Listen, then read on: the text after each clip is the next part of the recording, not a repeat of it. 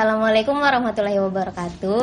Halo Sobat Planner, kali ini kita kembali lagi ke Ruang Bincang episode ketiga dengan tema degradasi animo berlembaga mahasiswa.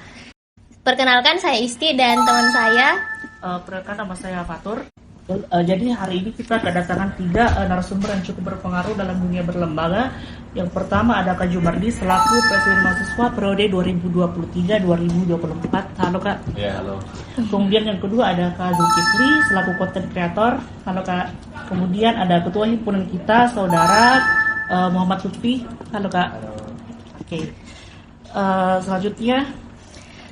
Sebelum kita membahas tentang degradasi animo berlembaga nih Kak, menurut kakak narasumber bertiga, apa sih pentingnya berlembaga itu Kak? Dalam berlembaga ya sangat penting karena kenapa di dalam lembaga kemahasiswaan kita dapat melatih potensi-potensi yang ada di dalam diri kita, dan tidak terlepas daripada itu bagaimana kita mengetahui dan meningkatkan kapasitas kita dalam memimpin suatu kelompok. Nah, terlepas daripada itu yang harus kita ketahui secara mendasar adalah membangun relasi terhadap sama teman-teman, karena kita diciptakan ya sebagai makhluk sosial, dan bagaimana mempelajari bersosialisasi itu ya kita belajar dalam suatu kelompok atau dalam hal ini organisasi. Nah, kita tidak dapat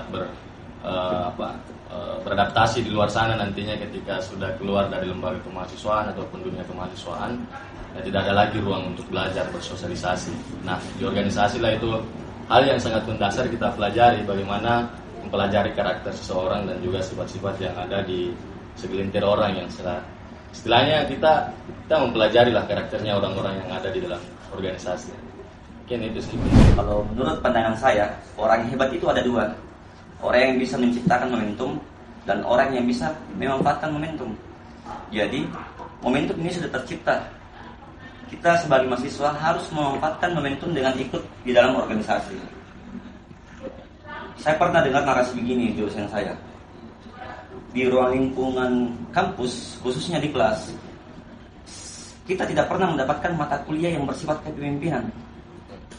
Tidak ada mata kuliah yang mengatasnamakan, ada mata kuliah kepemimpinan, tidak ada yang pernah saya temukan. Justru kepemimpinan itu atau leadership itu terbentuk di organisasi. Bagaimana kita bisa membangun metode berpikir, bagaimana kita bisa membangun relasi seperti apa yang dikatakan Pak Presma tadi, saya sepakat. Karena lagi-lagi organisasi menjadi ujung tombak pembentukan karakter bagi orang-orang yang bergelut di dalamnya. Jadi organisasi adalah wadah untuk bagaimana kita bisa social impact. Maksudnya itu terkadang apa yang menjadi permasalahan organisasi sekarang itu karena tidak adanya faktor social impact. Maksudnya kita terlalu fokus pada pengembangan diri kita sebagai mahasiswa, tapi tidak ada output yang kemudian kita bisa selaraskan atau implementasikan kepada hubungan sosial seperti apa yang dikatakan tadi Pak Prisma. Tidak ada social impact yang kemudian dampak dari peran kita ikut dalam sebuah organisasi, karena ada pengembangan soft skill yang kemudian kita bisa dapatkan di sana. Bagaimana kita bisa melihat apa yang menjadi analisis SWOT, ketakutan-ketakutan ke depan yang kita bisa jawab sekarang. Itulah kenapa organisasi itu saya bisa anggap penting. Karena jujur saya bisa berbicara begini karena tidak dipungkiri dari organisasi. Pak Presma juga bisa berbicara tentang soal organisasi karena dia orang organisasi. Pak Tum juga sebentar. Jadi itulah betapa pentingnya organisasi untuk sebagai wadah bagi mahasiswa yang bisa memikirkan apa yang menjadi planningnya setelah kuliah. Itu. Jadi saya berharap kepada mahasiswa harus menciptakan dan memanfaatkan momentum itu dengan bergelut di organisasi. Mungkin itu saja. Pak. Baik, terima kasih Saudari Isti. Mengenai dengan pentingnya berlembaga atau tidak, itu kita kembalikan kepada diri kita sendiri. Apakah kita membutuhkan kompetensi itu sendiri? Apakah kita membutuhkan yang namanya soft skill dan sebagainya? Apakah kita ingin membutuhkan suatu relasi dalam suatu organisasi? Dan dalam organisasi itu kan kita membutuhkan hubungan interaktif antara beberapa anggota di dalamnya. Dan organisasi itu kan punya tujuan masing-masing. Nah, ketika kita sebagai makhluk sosial atau makhluk ciptaan Tuhan yang memiliki tujuan hidup kita bagaimana ke depannya, tentunya kita bisa memaksimalkan itu untuk mendapatkan hal tersebut di dalam organisasi. Misalnya kita bergelut di himpunan, mungkin teman-teman memahami kalau di jurusan teknik PWK itu sendiri, kita memahami bagaimana profesionalisme suatu keluaran seorang orang calon-calon perencana, teknokrat perencana muda ke depannya.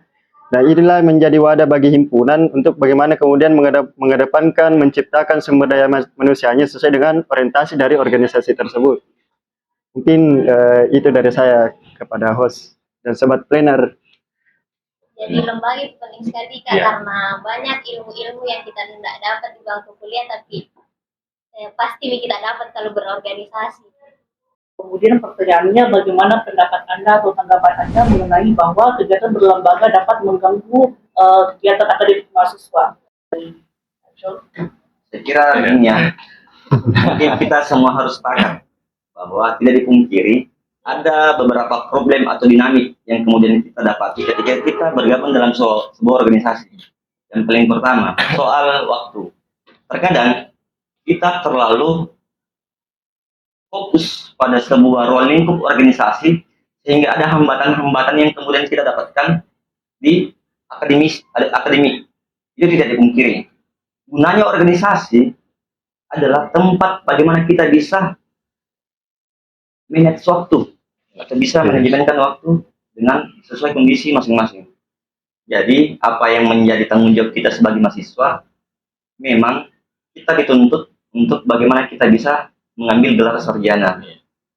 Tidak dipungkiri kita harus memang mengimplementasikan apa yang menjadi tanggung jawab kita sebagai mahasiswa. Walaupun ada mata kuliah terbengkalai itu, menurut saya tidak apa-apa. Karena ketika kita berani mengambil resiko, kita akan tanggung jawabkan apa yang kemudian resiko yang kemudian kita ambil. Contohnya saya jujur, saya kemarin ketua himpunan di jurusan saya, Prodi PGSD, saya sebut apa ya, Prodi PGSD. Kemudian setelah jadi demisioner, saya juga menjabat sebagai kabid advokasi di badan eksekutif mahasiswa di fakultas saya. Banyak orang yang menjustifikasi bahwa orang yang bergelut di organisasi pasti bakalan lama selesai. Saya berani bantai itu. Karena saya bisa selesai 3 tahun 8 bulan. Karena dengan segala polemik yang kemudian saya dapatkan di organisasi, itu bisa merancang cara berpikir dewasa kita dalam mengatur waktu. Ya, jadi kalau misalkan kita selalu berperspektif bahwa organisasi menghambat akademik, itu saya bisa bantah. Karena dengan apa yang pernah saya jalani. Karena organisasi ini sangat penting untuk bagaimana kita bisa mengimplementasikan ketika kita selesai. Kalau katanya Pak Anies Baswedan apa? Saya tidak kampanye di sini ya, Pak. IPK hanya mengantarkan kita panggilan wawancara kerja saja, tapi bukan dari sifat kepemimpinan. Kalau katanya Pak Rocky Gerung, IPK yang tinggi itu tidak ada apa-apanya, tidak menandakan bahwa kita pernah berpikir. Iya, betul. Iya, betul. Jadi karena ijazah hanya sebuah tanda bahwa kita pernah kuliah. Pernah berpikir. Berpikirnya di mana? Di organisasi. Mungkin itu saja. Nah, kalau untuk Jumardi, bagaimana tanggapan Anda mengenai hal tersebut? Ya, kalau saya menanggapi terkait dengan aktivitas berorganisasi dan juga akademik, ya pikir dalam hal ini saya yang sudah sejak maba bergelut di organisasi dan ya alhamdulillah sampai saat ini berbicara tentang nilai, berbicara tentang aktivitas akademik itu tidak ada yang sama sekali mengganggu karena kita mengambil sebuah keputusan untuk berorganisasi ya. Keputusan untuk berorganisasi itu adalah merupakan kesimpulan dan menjadi pilihannya kita sebagai seorang diri. Nah, untuk mengambil sebuah keputusan dalam berorganisasi kita harus mengetahui apa konsekuensi yang harus kita dapatkan. Dalam hal ini ketika kita berkeputusan untuk berorganisasi, secara otomatis kita mengetahui konsekuensi yang harus kita dapatkan, yakni ada hal yang harus kita korbankan. Pertama adalah waktu, tenaga, pikiran, dan itu semua kita sudah harus ketahui. Nah, sebelum mengambil keputusan untuk terlibat dalam ruang lingkup organisasi, kita memiliki suatu tujuan sebenarnya. Ya, memiliki suatu tujuan untuk berorganisasi, yakni hal-hal apa saja yang bisa kita dapatkan dalam organisasi dan apa yang tidak kita dapatkan di lingkup akademik. Nah, ini yang seringkali ya mahasiswa itu mengatakan bahwasanya ya apa yang bisa saya dapatkan dalam organisasi, mending saya fokus pada akademik saja, cepat selesai. Dan hal itulah yang ingin saya buktikan juga bahwasanya kita dalam dunia kemahasiswaan, selain daripada menjalani proses akademik, ada hal lain yang sangat penting untuk kita pelajari, yakni adalah dunia kemahasiswaan dalam organisasi. Nah, disitulah hal-hal yang saat ini saya geluti di dunia kemahasiswaan, yakni lembaga kemahasiswaan. Banyak hal-hal yang kita bisa dapatkan, dan itu terbukti bahwasanya yang ada di proses akademik itu sangat beda jauh apa yang kita dapatkan di lembaga kemahasiswaan. Nah, terkait dengan mempengaruhi ya, karena ya betul dalam suatu individu mahasiswa itu sangat saling mempengaruhi di antara keduanya. Bagaimana melihat proses akademik dan proses berlembaga, karena ketika kita hanya melihat kedua hal ini itu adalah salah satunya saja yang penting, maka pasti akan ada salah satunya yang akan terbengkalai. Nah, kita melihat kedua hal ini adalah suatu hal yang sangat penting bagi kita sebagai seorang individu, sebagai seorang mahasiswa. Bahwasanya ya akademik adalah suatu hal yang sangat penting, organisasi adalah juga merupakan suatu hal yang sangat penting. Nah, sehingga ketika kita menjalani kedua-duanya, kita menggunakan yang namanya skala prioritas. Skala prioritas di mana kita harus ada ya menempatkan suatu hal yang posisinya kita tidak bisa mengambil sebuah keputusan di antara keduanya semisal. Nah, kita diperhadapkan dengan waktu kuliah dengan waktu berorganisasi. Nah, disitulah kita juga menganggap bahwasanya ya ini adalah sebagai bentuk manajemen terhadap diri, dan itulah suatu ilmu pengetahuan yang tidak bisa didapatkan di luar sana. Semisal diperhadapkan suatu permasalahan dan bagaimana kita menentukan sebuah pilihan. Nah, kita menganggap bahwasanya ya ketika memang kita berada di organisasi dan diperhadapkan dengan jadwal perkuliahan, di mana kita tidak hadir di organisasi, kegiatan yang ada di organisasi itu dapat tetap berjalan ketika kita tidak ada, maka ya disitulah bentuk prioritasnya kita, di mana skala prioritasnya kita ketika ada jadwal kuliah dan juga ada jadwal di organisasi. Sehingga ya skala prioritasnya kita ternyata pilihannya adalah di akademik, ya kita jalani akademik. Nah, ketika kita prioritasnya ada di organisasi, di mana organisasi itu tidak bisa jalan ketika kita tidak ada, ya disitulah kita berada. Karena saya pikir di dalam proses akademik juga kita tidak bisa pungkiri bahwasanya kita dipaksakan untuk memilih kegiatan di organisasi, karena itu tadi kita tidak bisa menjalankan kegiatan di organisasi ketika kita tidak ada di dalamnya, sehingga keputusan itu kita bisa ambil untuk mengorbankan suatu pertemuan di dalam proses akademiknya kita, walaupun itu tidak diminta-minta ya terhadap diri kita untuk istilahnya seenaknya saja untuk meninggalkan hal itu ya, karena memang tidak bisa kita pungkiri bahwasanya hal itu ternyata terjadi juga terhadap mahasiswa yang tidak berlembaga.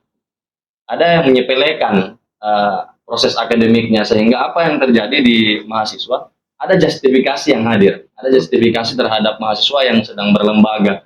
Ternyata mahasiswa ketika berlembaga nilainya rusak apa dan sebagainya. Ya, kalau saya bisa mengatakan hal itu sebenarnya dikembalikan kepada diri. Bagaimana tingkat manajemen waktunya kita, bagaimana skala prioritasnya kita dalam berlembaga dan melihat akademik. Karena itu yang selalu dikatakan ya sama mahasiswa secara umum, bahwasanya ketika saya ikut organisasi nanti nilai saya rusak. Dan hal ini membuktikan bahwasanya ya saya bisa menjadi ketua karena tidak terlepas dari standar IPK ya. Itu tidak terlepas daripada standar IPK. Dan itu adalah suatu bukti yang sangat real bagaimana kita memperlihatkan sebagai seorang mahasiswa yang berlembaga dan juga menjalani proses akademik, bahwasanya IPK kita juga aman-aman saja dan menjalankan proses berlembaganya kita. Itu mungkin salah satu bukti yang real bagaimana mahasiswa melihat hal itu, bahwasanya tidak ada yang mempengaruhi, itu dikembalikan pada diri. Ya mungkin seperti itu.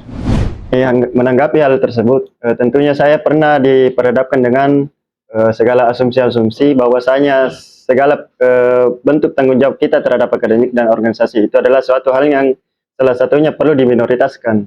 Dan saya berprinsip seperti ini, antara tanggung jawab kita akademik dan organisasi itu adalah sama-sama memiliki prioritas masing-masing. Dan berbicara mengenai waktu, tentunya kan 24 jam itu merupakan bukan waktu yang singkat untuk bagaimana kemudian kita memanajerialkan waktu antara akademik dan organisasi. Seringkali kita berhadapan dengan manusia-manusia yang berpikir monoton terhadap akademiknya. Mereka seolah-olah bahwa akademik itu lebih penting dibanding organisasi, karena di situ ada bentuk impact yang didapatkan ketika mereka berlingkungan di organisasi. Dan inilah ketika kemudian bagaimana kita mengatur waktunya, dibanding kita pergunakan waktu itu rebahan di rumah tanpa memberikan suatu ide gagasan dalam suatu organisasi, daripada kita menggunakan waktu itu untuk bermain game atau melakukan hal-hal yang disenangi oleh setiap manusia itu sendiri. Daripada mending kita pergunakan waktu itu untuk bagaimana kemudian memanajerialkan antara waktu akademik dan organisasi. Dan mungkin saya sepakat dengan yang dikatakan oleh Pak Presma tadi. Kita ini sebagai ketua lembaga itu memiliki standar IPK, dan itu merupakan bukti bahwa setiap pengurus organisasi itu mampu kemudian membuktikan, menjustifikasi kepada orang-orang sekitarnya bahwa akademik dan organisasi itu merupakan suatu hal yang prioritas tanpa minoritaskan salah satu bentuk tanggung jawab yang tadi itu. Selanjutnya, menurut mungkin yang masih berlembaga ini kita berdua kakak, sekarang itu Kak, menurut Kak terjadi degradasi, penurunan, atau malah sebaliknya terjadi minat bagi mahasiswa untuk berlembaga? Terkait dengan hal tersebut, tentunya ketika kita berbicara mengenai kita ini sudah mengalami degradasi atau penurunan minat berorganisasi, mungkin ini saya pernah pengalaman saya pernah bukan hanya di tataran kuliah berorganisasi.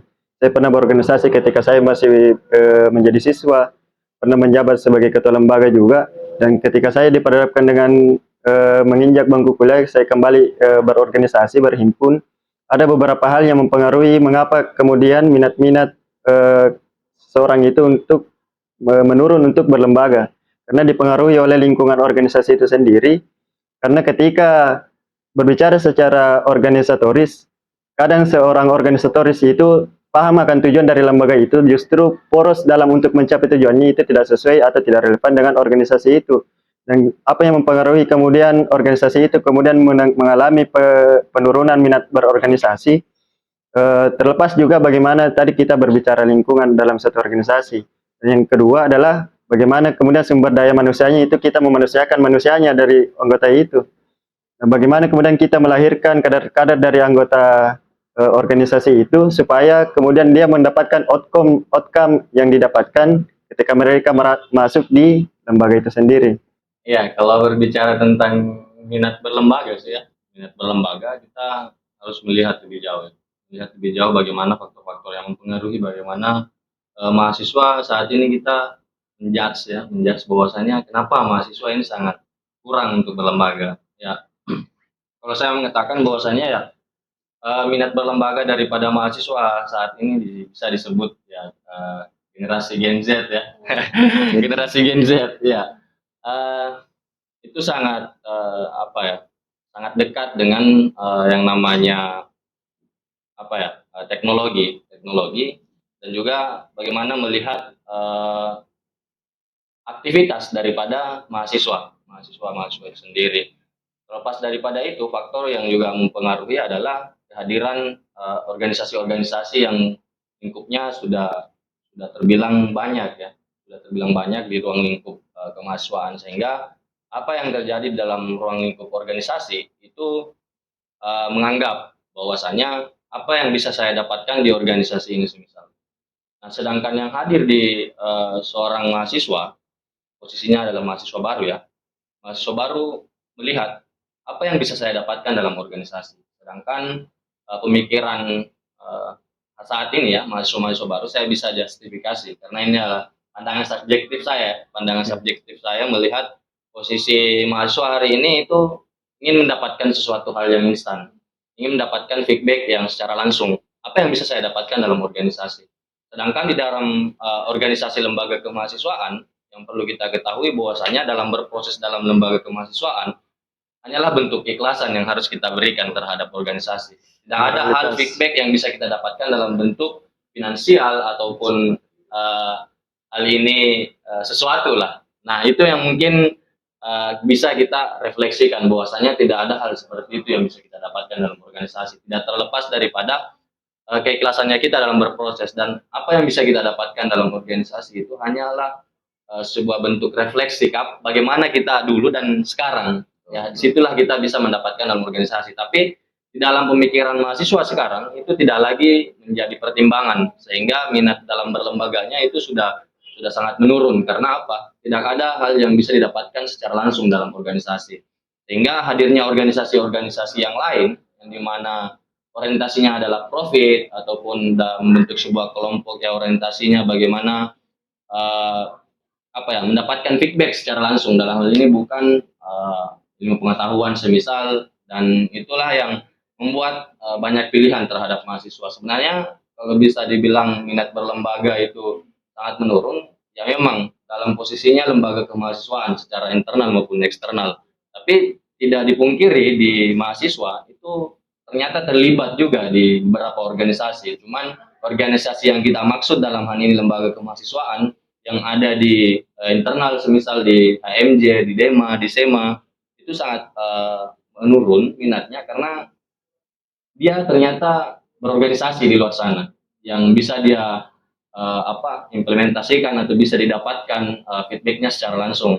Nah, terkait dengan hal itu faktor media sosial. Faktor media sosial dalam hal ini generasi Gen Z itu sudah dibuat atau sudah dinabobokan dengan media sosialnya. Dalam hal ini mengorbankan sesuatu hal yang sangat pikir berat bagi mahasiswa baru, yakni mengorbankan waktu dan tenaga dan pikirannya dalam berorganisasi.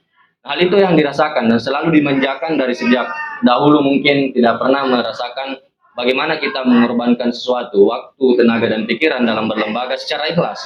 Nah, sehingga yang dipengaruhi dalam dirinya adalah, mending saya di kos saja main HP, karena itu dapat membuat rasa nyaman bagi mereka. Ya, selain daripada itu, bagaimana melihat ya? Saya mau maaf ya, Bung Coel mungkin nggak tahu ya bagaimana maksud dan bagaimana kehadiran Bung Coel di sini. Ya, saya tidak menjustifikasi ya.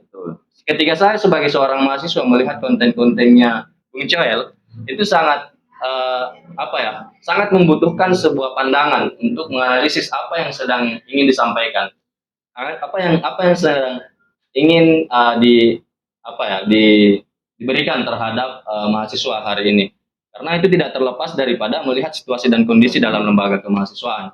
Ya, kadang saya berpikir bahwasanya apa yang disampaikan ada betulnya, dan ada juga faktor yang sebenarnya sangat mempengaruhi di kalangan mahasiswa baru. Ketika hal ini, saya sebagai seorang mahasiswa yang sudah punya dasar analisis untuk melihat konten-konten yang dihadirkan adalah, ya saya bisa menarik makna apa yang ingin disampaikan di dalam berorganisasi. Kita sudah melalui lah prosesnya dan apa yang bisa kita dapatkan dalam organisasi. Ternyata kultur-kultur seperti itu ada yang disampaikan terhadap mahasiswa baru. Dalam hal ini saya bisa sebut ya, Bung Joel ya, bagaimana bentuk senioritas itu yang ada di dalam organisasi. Betul bahwasanya di setiap organisasi itu adalah mempunyai kultur yang berbeda-beda, dan bagaimana kultur itu tidak bisa dinafikan bahwasanya memang ada di dalam satu organisasi. Nah, terlepas daripada itu, sebagai seorang mahasiswa baru melihat lembaga kemahasiswaan dengan hadirnya konten-konten terlepas daripada bagaimana mereka dininabobokan ya dengan media sosial. Terlepas daripada itu, konten yang dilihat adalah bagaimana kekerasan itu hadir di lembaga kemahasiswaan, bagaimana senioritas hadir di organisasi kemahasiswaan. Nah, itulah yang dilihat, dan tidak ada saringan yang bisa digunakan untuk menganalisis. Tidak ada dasar untuk menganalisis konten-konten yang seperti itu. Sehingga apa yang terbangun di dunia kemahasiswaan hari ini itu telah dijustifikasi semua secara general. Nah, sedangkan kita mengetahui bahwasanya memang kultur organisasi berbeda-beda, dan bagaimana proses kaderisasi di dalam suatu organisasi itu juga berbeda-beda. Nah, hal itulah yang sebenarnya bagaimana di dalam dunia kemahasiswaan, mau kita salahkan mahasiswanya juga, ya tidak bisa disalahkan, karena memang dia juga belum bisa dijustifikasi juga ya, bahwasanya dia tidak punya dasar juga untuk menganalisis lebih jauh, karena bisa dibilang mereka juga belum mengklarifikasi bagaimana lembaga kemahasiswaan hari ini, apakah memang betul. Ya, ketika memang mahasiswa itu berpikir cerdas, bagaimana untuk mengklarifikasi konten-kontennya Bung Coel ini, ya bagaimana untuk mengklarifikasi, melibatkan diri dalam lembaga kemahasiswaan. Ya, mungkin itu secara pandangan kita ya, ketika ingin melihat sesuatu itu memang betul-betul adanya atau tidak. Nah, ketika kita tidak mencoba untuk mengklarifikasi, yang terbangun dalam pikirannya kita adalah ya hanya rasa takut untuk berterlibat dalam lembaga kemahasiswaan. Nah, upaya dalam lembaga kemahasiswaan hari ini sangat booming ya, sangat booming dengan media sosial, karena itu tidak terlepas daripada faktor mahasiswa saat ini tidak ingin mengorbankan waktunya, tenaganya, dan pikirannya, karena dianggap bahwasanya ya aktivitas kesehariannya kita, saya sebagai seorang mahasiswa baru misal ya lebih nyaman ketika saya bermain media sosial dan tidur di kos, nyalakan kipas angin nomor 3 ya, itu lebih nyaman suasananya dibanding sibuk panas-panasan di atau pergi kajian apa dan sebagainya.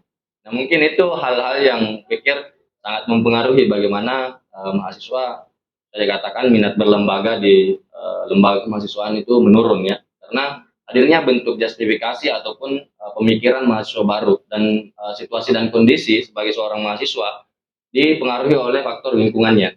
Mungkin seperti itu. Tunggu dulu ya. Jadi mungkin menarik tadi apa yang disampaikan oleh Pak Presma.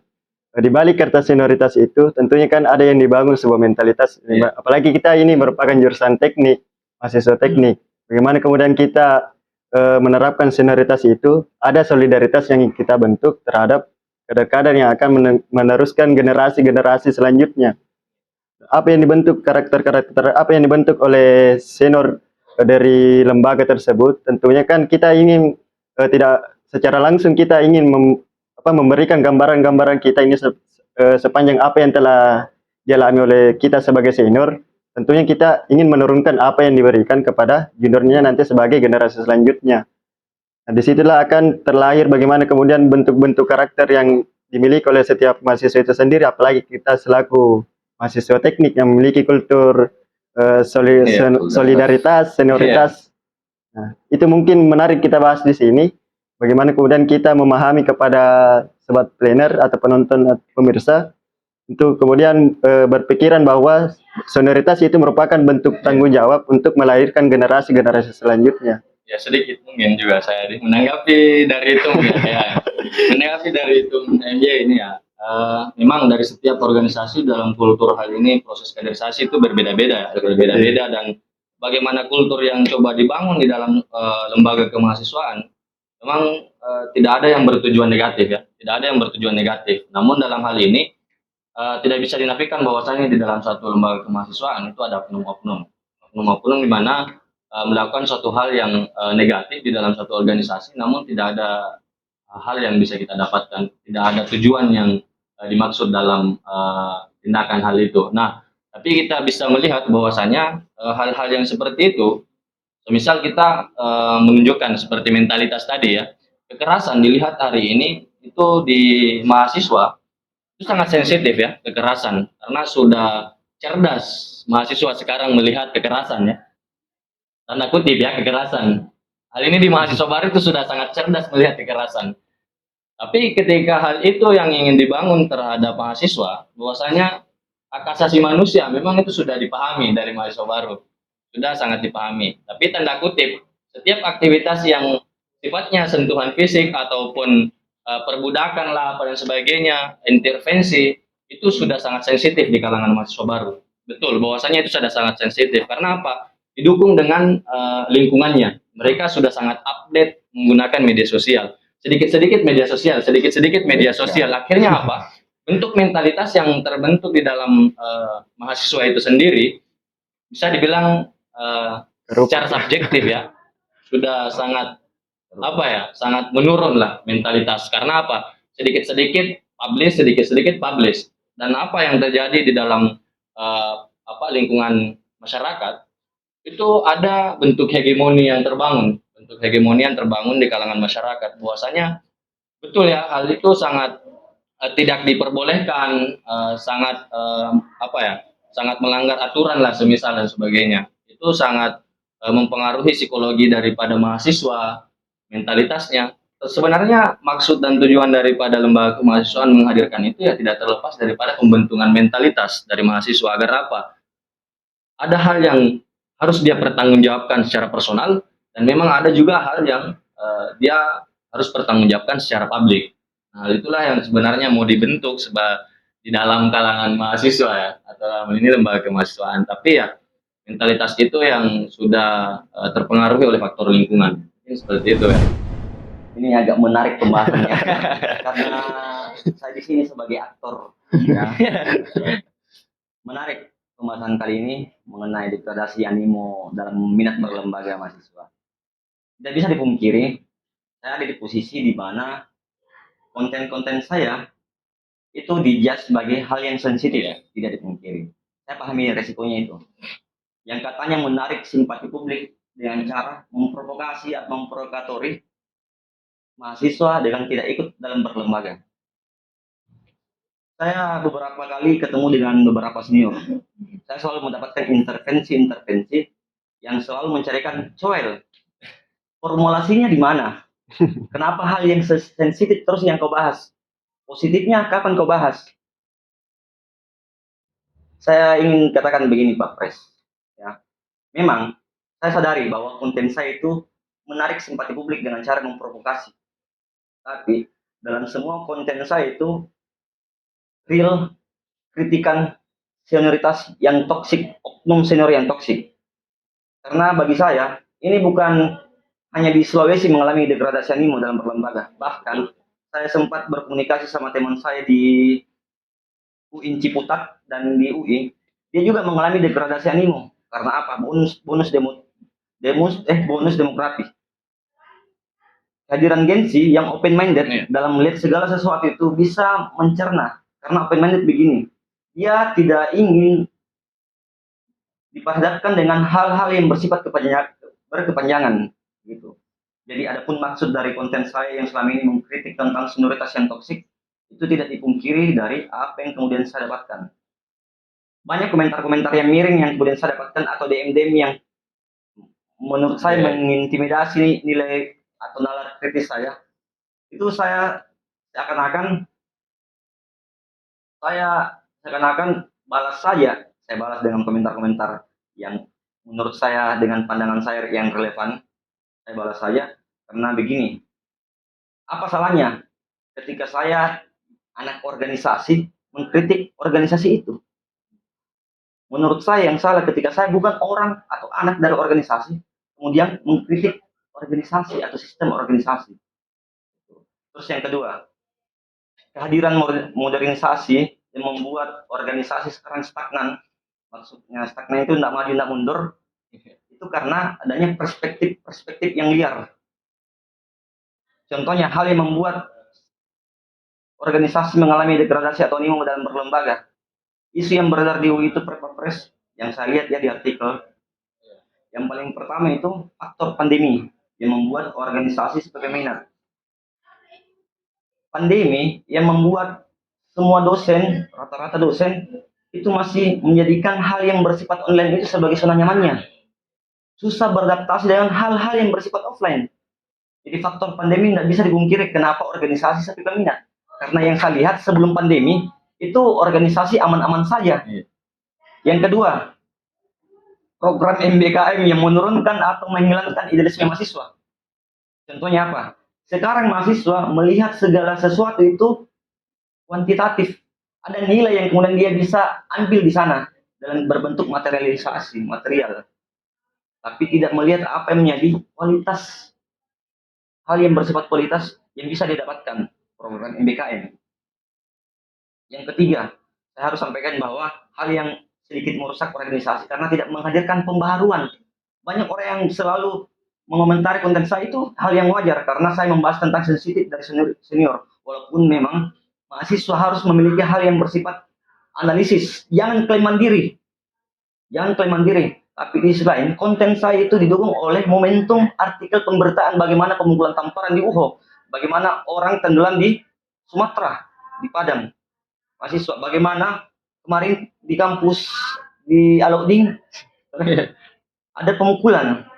Jadi konten saya didukung oleh framing media yang menyudutkan mahasiswa. Ketika orang di Jawa, ketika orang di Jakarta membuat konten yang menyudutkan aktivitas kampus, itu hal yang relevan saja. Tapi ketika arogansi yang kemudian terbangun ketika saya membuat konten di Sulawesi, itu ada komentar-komentar yang miring. Kemarin saya buat konten begini Pak Pres. Ada beberapa hal yang baik yang membuat anggotamu betah di organisasi. Yang paling pertama, buatlah rasa nyaman itu.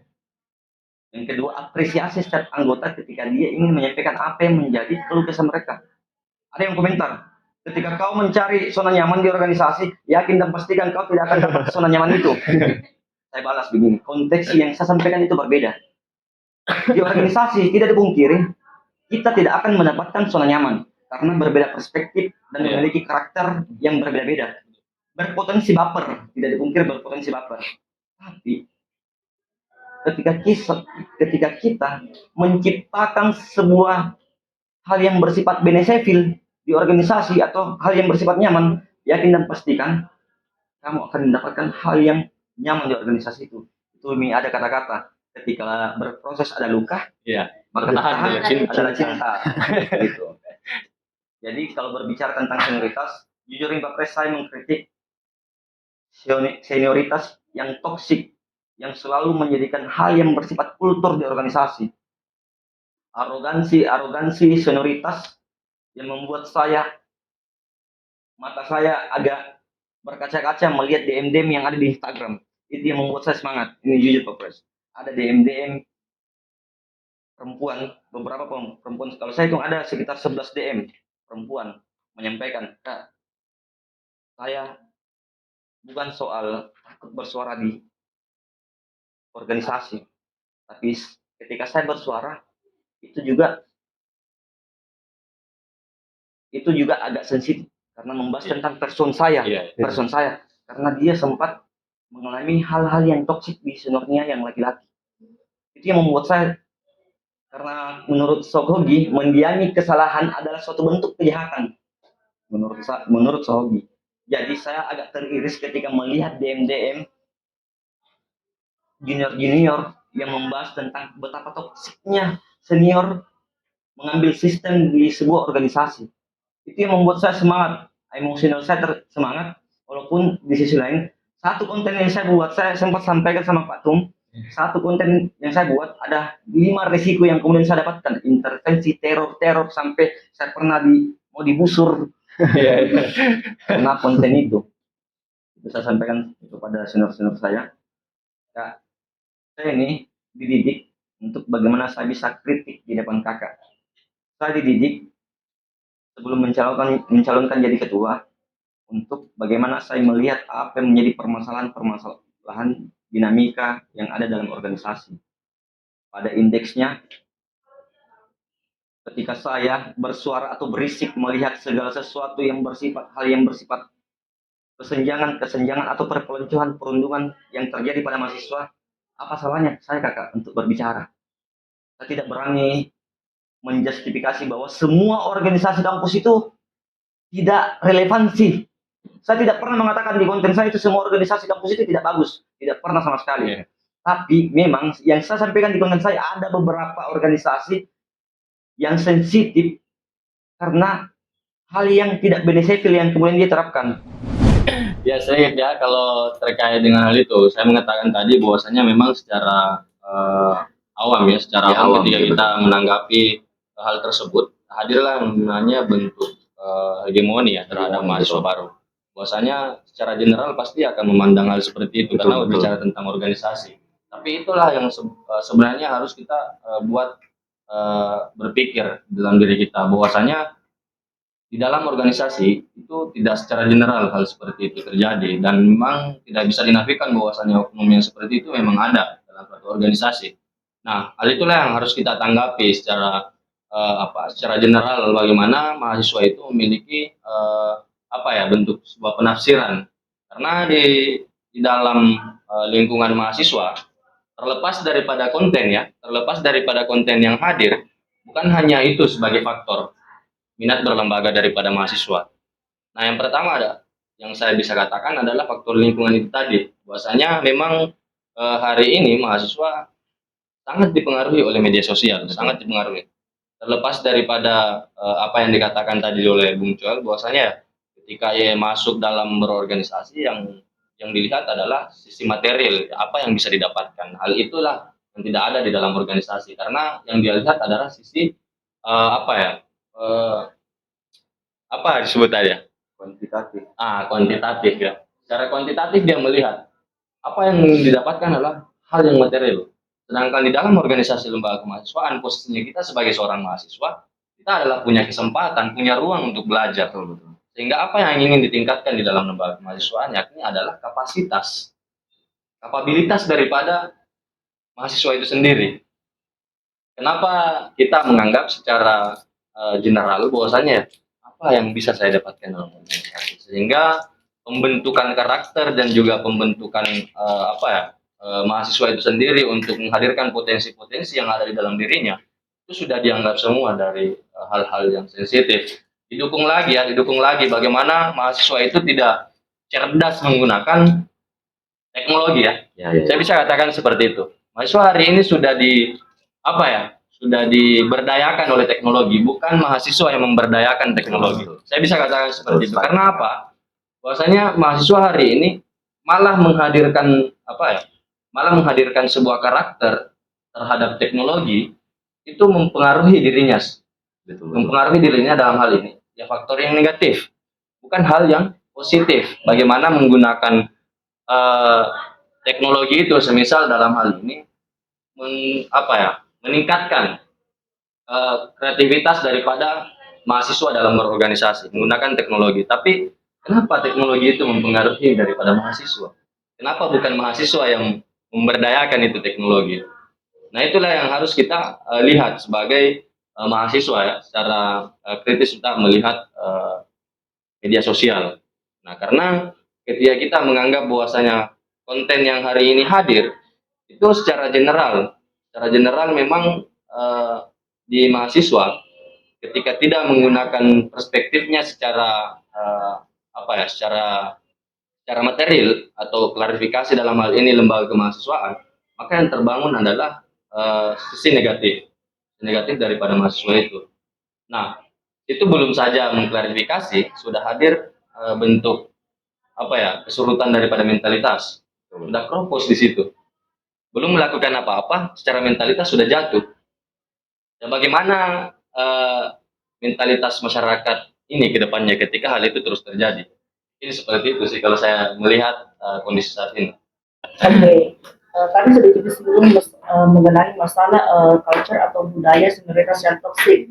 Yeah. Nah, untuk masalah degradasi animo berlembaga yang semakin turun, apakah ada solusi atau solusi yang tepat lah untuk mengatasi masalah penurunan tersebut? Ya, karena saya beberapa kali nampilkan di konten saya mengenai solusi.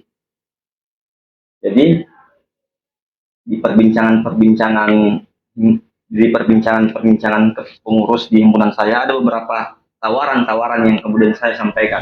Yang paling pertama, terkadang kita sebagai mahasiswa terlalu fokus pada program kerja. Itu poin pertama. Terlalu fokus untuk bagaimana dia bisa menyelesaikan apa yang kemudian dia bisa bangun di program kerja.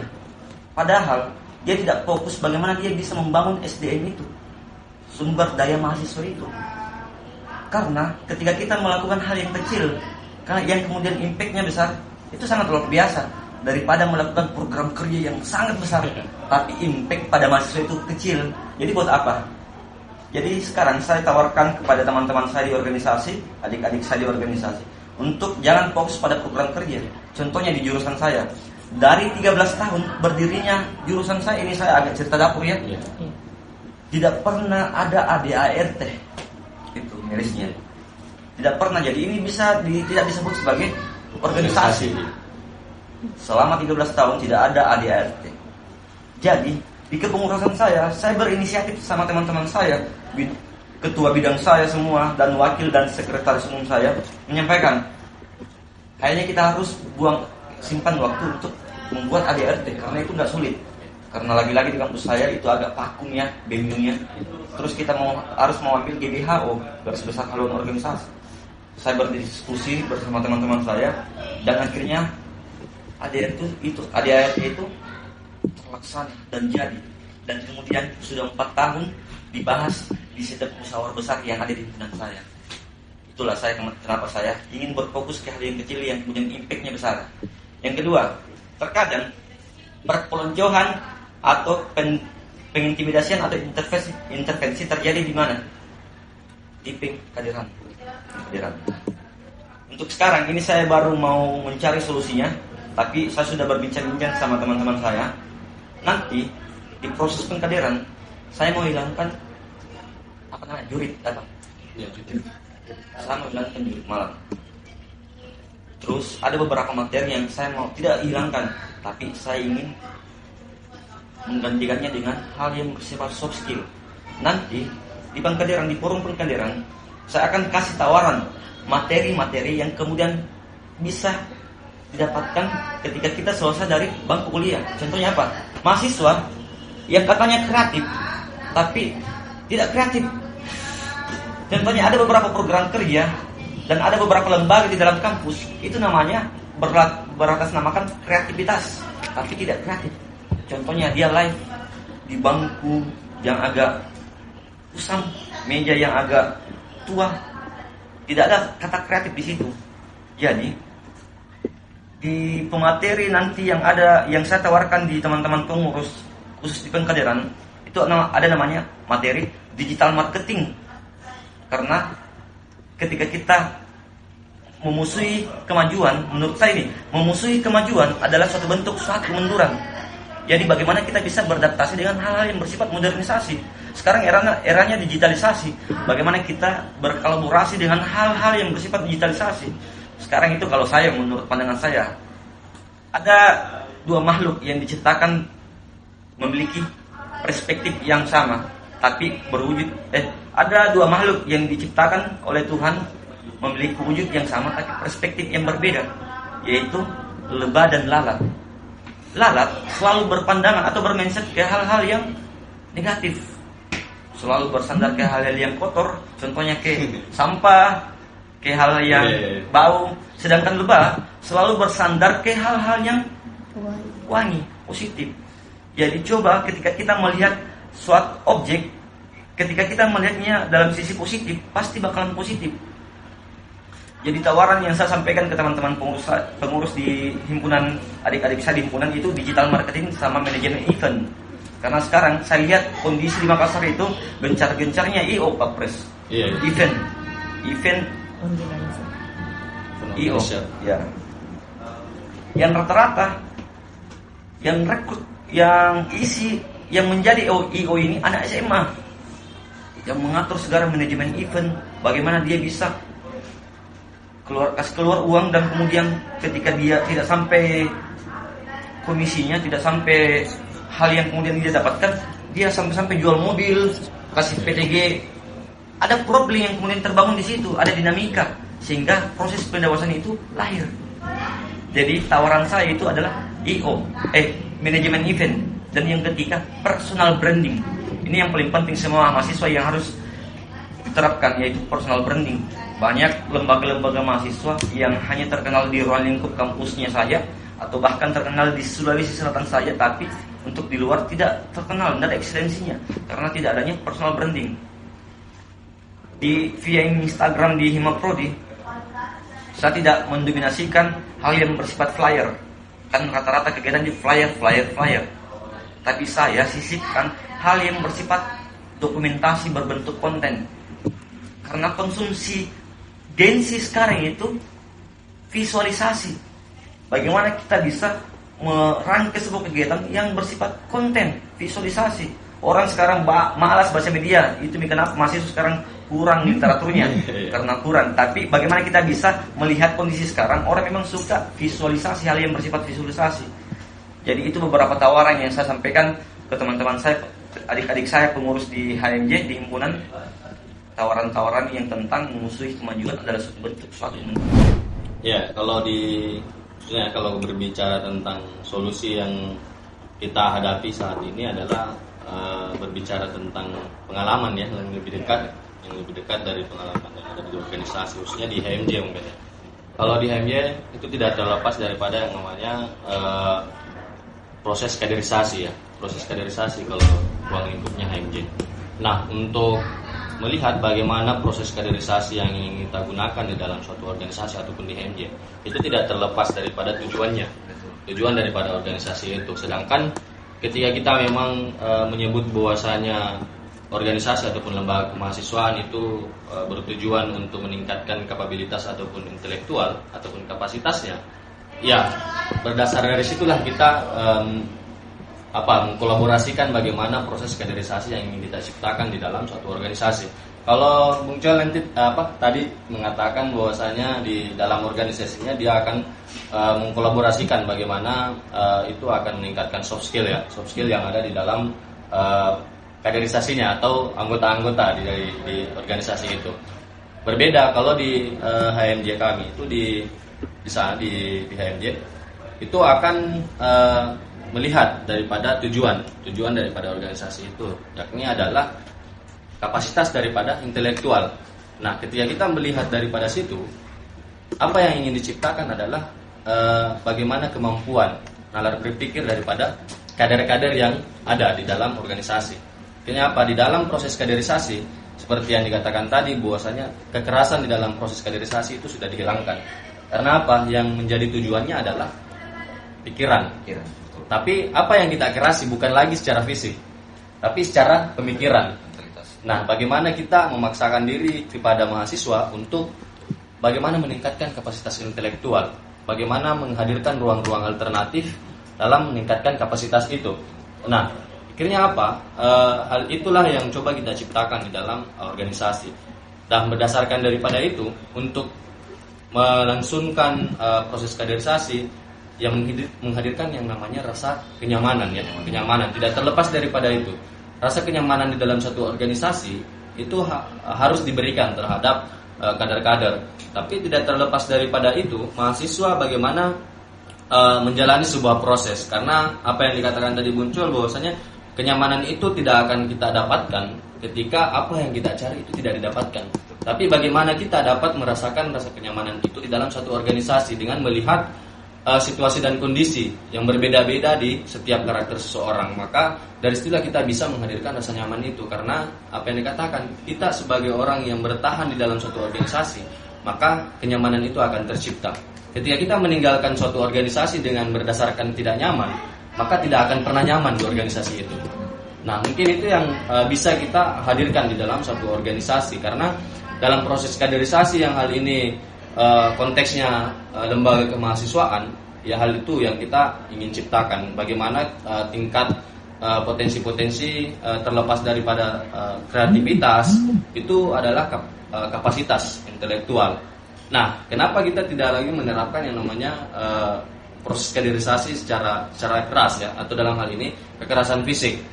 Karena ya kita anggap bahwasanya mahasiswa hari ini bukan lagi fisiknya yang mau kita kerasi, tapi pikirannya, karena kita ini sebagai seorang mahasiswa bukan militer yang dimana dia lebih mengedepankan yang namanya fisik dibanding pemikiran. Nah, sebagai seorang mahasiswa yang berintelektual, ya namanya terpelajar dalam hal ini untuk memperlihatkan terpelajar itu adalah dari cara berpikirnya, sehingga ketika hal itu dihilangkan dari lembaga kemahasiswaan, maka yang terjadi hanya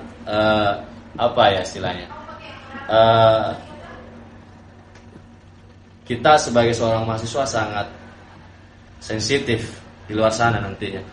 Kita lebih sering menggunakan yang namanya emosional. Dalam hal ini sedikit-sedikit emosi. Tidak menggunakan nalar berpikir untuk menyelesaikan sesuatu. Mungkin itu kita ingin ciptakan di dalam organisasi. Namun dalam melihat hal itu sangat reflektif ya. Reflektif. Hal itu bisa kita sadari bahwasanya apa yang saya dapatkan dalam organisasi ketika menjelang 3-4 tahun kita menjalani sebuah proses. Itu secara instan tidak kita dapatkan. Itu butuh reflektif untuk melihat hal itu, proses yang kita jalani. Karena kan mahasiswa itu fungsinya memang orang-orang yang intelek. Ya, bagaimana kita bisa terlepas di situ. Tapi di sisi lain, ketika kita mengedepankan apa yang menjadi pemikiran tanpa adanya wadah untuk bagaimana kita bisa mengembangkan soft skill, itu kan tidak ada gunanya. Jadi begini sedikit, kehadiran UMKM di kampus itu mewadai untuk teman-teman yang mempunyai bakat, untuk mahasiswa yang mempunyai bakat. Apa salahnya ketika di himpunan itu membuat hal yang bersifat kreativitas dalam bentuk bakat atau hal yang bersifat hal yang kemudian bisa kita ciptakan. Contohnya beberapa senior-senior saya ini bisa gabung dalam sebuah parlemen, bisa menjadi staf di anggota DPR karena mempunyai soft skill membuat desain grafis. Itu yang saya pikirkan. Ini seniorku PGSD, tapi apa sinkronnya dia bisa main di desain grafis. Saya berpikir begini, kita kakak jurusan PS3 tapi kenapa bisa? Oh saya masuk UKM kemarin. Oh iya. Jadi kita harus balancekan untuk bagaimana kita bisa pengembangan intelek. Karena sekarang memang zamannya komunikasi, public speaking yang paling poin pertama untuk komunikasi. Yang kedua soft skill. Itulah bagaimana saya bisa menerapkan ke adik-adik untuk ada skill atau bakat yang kemudian dia bisa dapatkan setelah selesai dari kuliah. Contohnya saya bergelut di TikTok, saya bergelut di sosial media. Yang katanya orang percuma idealis kalau ujung-ujungnya feodalis dan kapitalis yang menang. Idealis adalah prinsip. Idealisme adalah prinsip. Realistis adalah pilihan, Pak. Kalau menurut saya, ketika kita berbicara pengalaman saya selama menjabat di tataran himpunan ini, jurusan teknik PWK, kan kita ini menggunakan sistem talent share, artinya menjaring apa-apa yang menjadi minat dari mahasiswa PWK itu sendiri. Jadi ketika kita melakukan orientasi kerja yang dilakukan oleh himpunan, itu menjerumuskan ke orientasinya berdasarkan dari penjaringan talenta dari mahasiswa itu sendiri. Nah, dari situlah bagaimana kemudian rasa kenyamanan dari mahasiswa PWK itu sendiri untuk terus mengabdikan diri kepada jurusannya, jurusan teknik PWK. Kemudian selanjutnya yang perlu kita evaluasi bersama-sama kepada pengurus-pengurus lembaga, yakni adalah bagaimana menciptakan budaya organisasi yang adaptif. Karena yang kita hadapi ini adalah di mana zaman kita kemajuan teknologi yang sangat pesat.